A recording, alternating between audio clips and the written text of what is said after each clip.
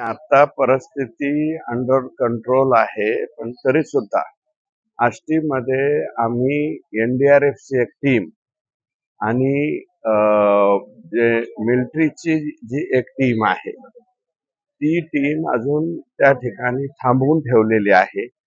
जर अचानकपणे काही जर त्या ठिकाणी उद्भवलं, तर त्या बाबतीमध्ये आपल्याला तातडीने मदत करता येईल म्हणून आता जे आहे ते पंचनामे करण्याचे, विशेषतः दोन्ही तिन्ही तालुक्यात नुकसान झालंय, परंतु त्या मानानं पाटोद्यात थोडंसं कमी आहे.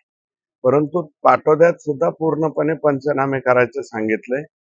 आष्टीमध्ये सांगितलेले आहे आणि शिरूरमध्ये सुद्धा पंचनामे सुरू झालेले.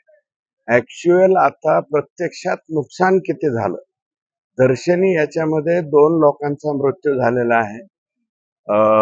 फक्त 2 लोक आम्ही नाही वाचू शकलो. त्यातला एक जो हा मुलगा धामणगावचा गेलेला आहे, तो पूर पाहण्यासाठी गेला होता. पूर पाहायला गेला आणि त्याच्यामध्ये तो मुस्लिम समाजाचा मुलगा त्या ठिकाणी 32 वर्ष वयाचा गेला आणि एक जे आहे ते 69 इयरचे आहे, शिंदे आडनावाचे. ते वीट भट्टीचे कामगार आहेत. मूळ ते अहिल्यानगरचे, परंतु ते इथं आले होते. बाकीच्या ठिकाणी कॅज्युअलिटी कुठं झालेली नाही.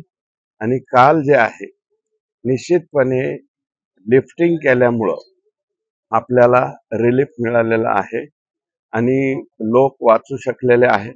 आता जे आहे ते प्रचंड आउटफ्लँकिंग मोठ्या प्रमाणावरती झालंय.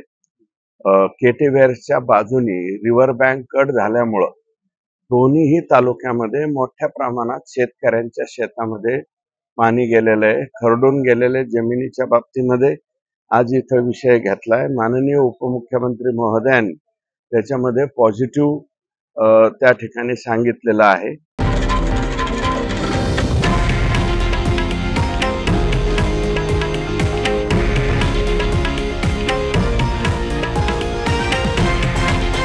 हे आहे देशातील नंबर 1 न्यूज नेटवर्क आणि आपण पाहत आहात TV9 मराठी, एकमेव.